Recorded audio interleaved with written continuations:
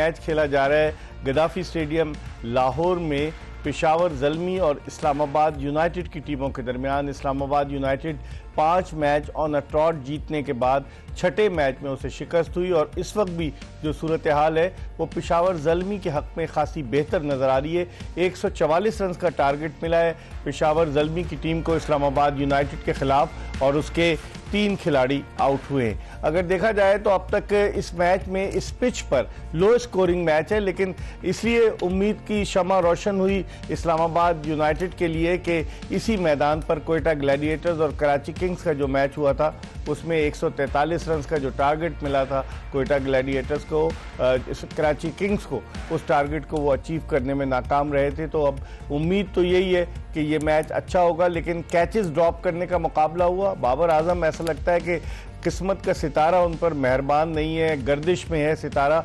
आज उनसे तीसरी गेंद पर साहबजादा फरहान का कैच ड्रॉप हुआ, फिर उनसे एक चौका छूटा और इस वक्त वो बहुत स्लो बैटिंग कर रहे थे और तकाजा भी यही है क्योंकि 3 विकेटें गिर चुकी हैं। अब देखते हैं एज अ कैप्टन वो किस तरह से परफॉर्म करते हैं। और कल मोहम्मद रिजवान ने प्रेस कॉन्फ्रेंस में कहा कि मेरी तमाम तर दुआएं जो हैं बाबर आजम के साथ हैं। इसका मतलब है ये दोनों क्या फिर इनिंग्स ओपन करते हुए नजर आएंगे? ये भी $1 मिलियन क्वेश्चन है। इस पर हम बात करेंगे और हमारे साथ हर रोज़ की तरह आज भी स्टूडियोज में मौजूद हैं पाकिस्तान के फॉर्मर टेस्ट कैप्टन जिन्होंने पाकिस्तान के लिए बड़े कारनामे सर अंजाम दिए, यूनुस खान, जो रोज़ाना इस प्रोग्राम में अपनी माहिराना राय देते हैं, अपने एनालिसिस करते हैं, तफसील से गो करते हैं एनालिसिस, लेकिन अपने एनालिसिस बड़े ज़बरदस्त करते हैं। और इनके साथ मौजूद है खुर्रम मंजूर के जो आज मैच खेल कर आए हैं, जो पोर्ट कासिम अथॉरिटी की टीम की कप्तानी भी कर रहे हैं और इन्होंने जो है सेंचुरी भी स्कोर की और इनकी टीम जो थी वो क्वालिफाई नहीं कर सकी। बहरहाल इन्होंने अच्छा परफॉर्म किया। इतनी गर्मी में मैचेस हो रहे हैं और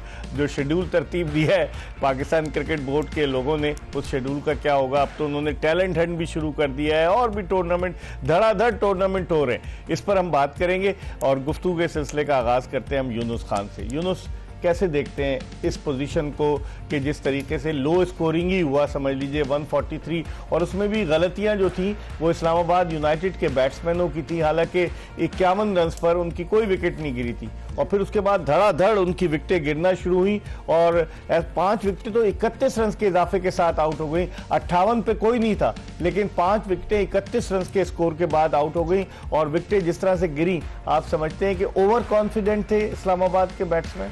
नहीं, ऐसा कुछ भी नहीं है। देखिए, ओवर कॉन्फिडेंस होते तो फिर तो मतलब है कि सिनेरियो कुछ और ही होता और यहाँ पे ये इतने रन नहीं होते, ऑन बोर्ड 143 का नहीं होता, बल्कि 200 प्लस का रन्स का वो टारगेट सेट करते हैं। मेरे ख्याल से देखिए मिस्टेक्स बार बार हो रही हैं और हमने आज देखा हुआ कि ऑलमोस्ट कोई 50 डॉट बॉल्स हैं उनकी इनिंग में। 50 डॉट बॉल्स थी ऑलमोस्ट। मेरे ख्याल से अगर आउट को भी ले लें तो 50 प्लस ही होंगी।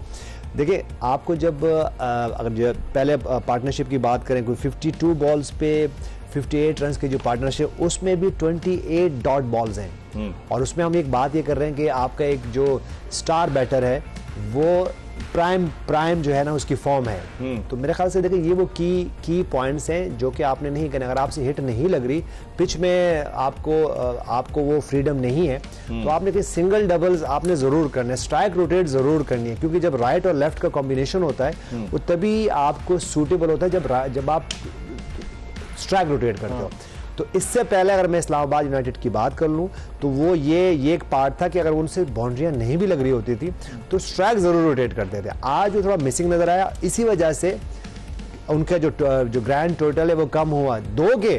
फिर अगर मैं पेशावर ज़ल्मी की बात करूं तो उनके पास वो एक जो बॉलर कम होता है जो कि साइम अयूब और हुसैन तलत वो बॉल करते हैं। अगर वहां पे कोई अच्छा स्पिनर होता या कोई जो पांचवा उनका जो जेन्युइन बॉलर होता तो हो सकता था कि 120-130 रन का ये टारगेट कहीं उनके लिए होता है। लेकिन ये वो मिस्टेक्स है जो कि, और फिर उनकी बैटिंग में अगर मैं बात करूं तो स्टार्ट ले रहे हैं और आउट हो रहे हैं। शादाब खान की मैं बात करूं, आजम खान की मैं बात करूं, साद मसूद की मैं बात करूं, तो ये वो बैटर्स हैं जो कि जब आप 10-15 बॉल खेल लेते हो तो फिर आपने अगले स्टेप, अगर वो बेन डॉर्स की वो इनिंग अगर वो वहां नहीं होती तो इतने रन नहीं होता। और वो इसीलिए हुई कि पेशावर ज़ल्मी के पास एक जो है वो जेन्युइन बॉलर कर, इसीलिए फिर आपने देखा होगा आखिर में रश करना पड़ा कि पहले कौन सेकंड लास्ट ओवर कौन करे, लास्ट ओवर कौन करे, और बाबर आजम के पास वो लग्जरी नहीं थी कि वो एक ऐसा कोई out of the box Hussain Talat से करवाया जी, वो फिर मजबूरी में आ गया। अगर देखें उस वक्त अगर मैं साइम अयूब की बात करूं तो उससे तो पहले अच्छी बॉल कर रहे थे,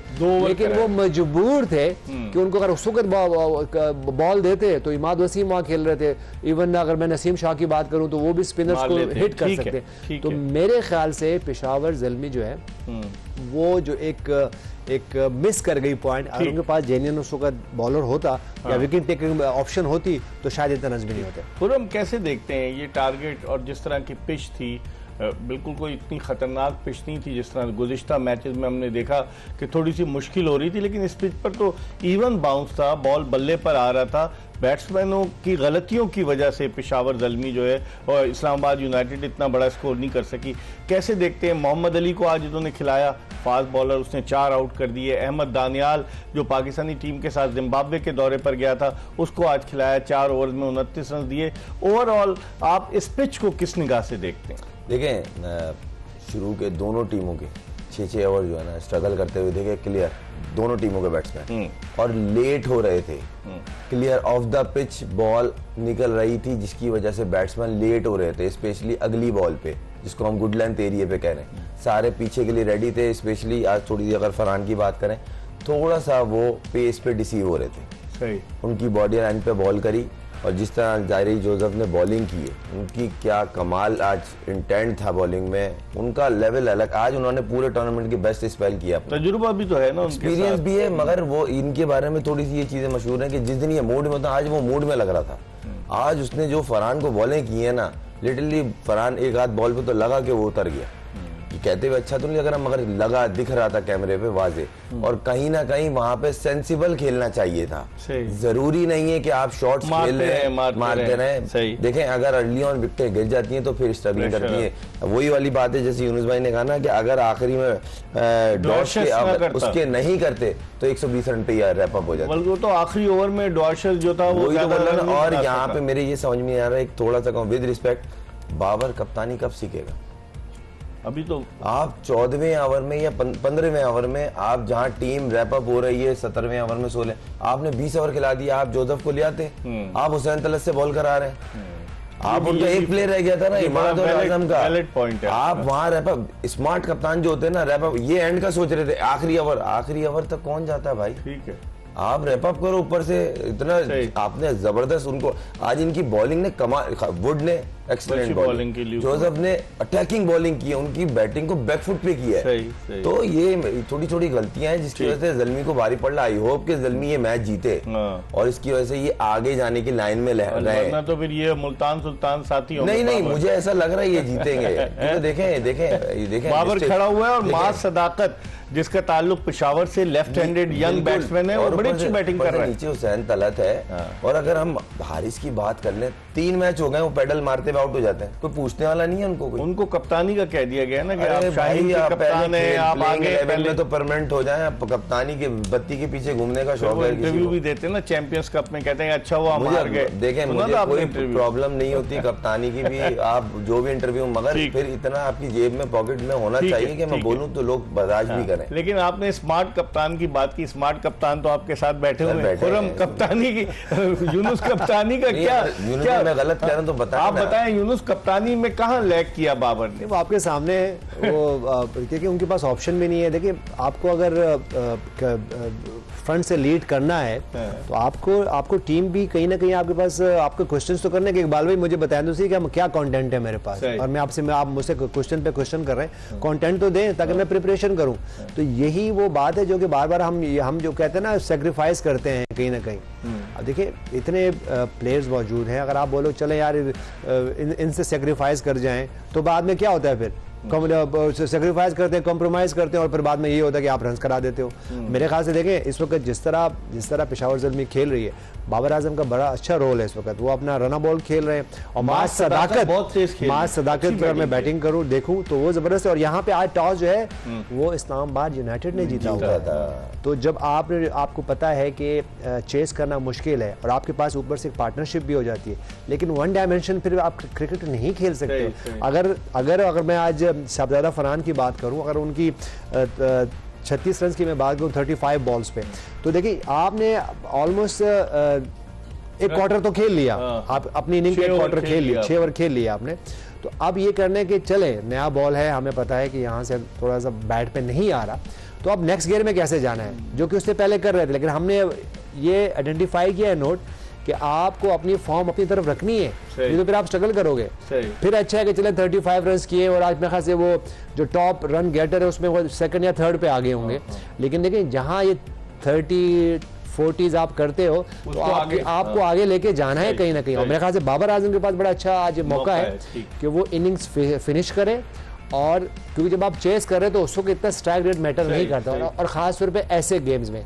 तो ये वो पॉइंट है जिसको, फिर अगर मैं मोहम्मद अली की बात करूं, आज अमेजिंग बॉलिंग की है। बेंच में आप बैठे हो और आते हो, 3 आउट करते हो, क्रूशियल 3 आउट करते हो, और आप ऐसी बॉलिंग करते हैं जो कि आपकी टीम के लिए फायदामंद है। तो मेरे ख्याल से ऐसी परफॉर्मेंसेस बहुत याद रखी जाती है। लेकिन खुरम, अगर हम बाबर आजम की बात करें, इब्तिदा में आपने देखा किस तरीके से वो स्ट्रगल कर रहे थे इनिंग्स के आगाज पर। बाबर आजम लग ही नहीं रहे थे जिस तरह से बॉलर्स ने उनको किया था। लेकिन ये यंगस्टर मास सदाकत, लेफ्ट हैंडेड बैट्समैन, पेशावर से इसका ताल्लुक, ये अपने चांस के इंतज़ार में है कि इसको कब मौका मिले, ये खेला भी है। तो आज देखें इसने कितनी अच्छी बैटिंग की, ऑलमोस्ट 80 रन की पार्टनरशिप हो गई है, वरना शुरू में 3 विकेटें गिर गई थी, और बाबर आजम के साथ वो टीम को लेकर जा रहा है। कैसे देखते हैं यंगस्टर को पहला मौका मिला पीएसएल में, पहला मैच खेल रहा है और इतने कॉन्फिडेंस के साथ बैठे? नहीं, प्लेयर तो बहुत तगड़ा है, मेंटली बहुत अच्छा लड़का है, मतलब बोलते हैं ना टफ, पीछे ठीक ठाक मेहनत की हुई है। और जिस तरह की वो शॉट अच्छा है, उसकी कहीं भी शॉट सिलेक्शन वो नहीं दिख रही कि प्री प्लान जी mid wicket mid on area पे मार, बॉल को देख के बॉल की पिच के हिसाब से खेल रहा है, सबसे अच्छी चीज। दूसरी बात,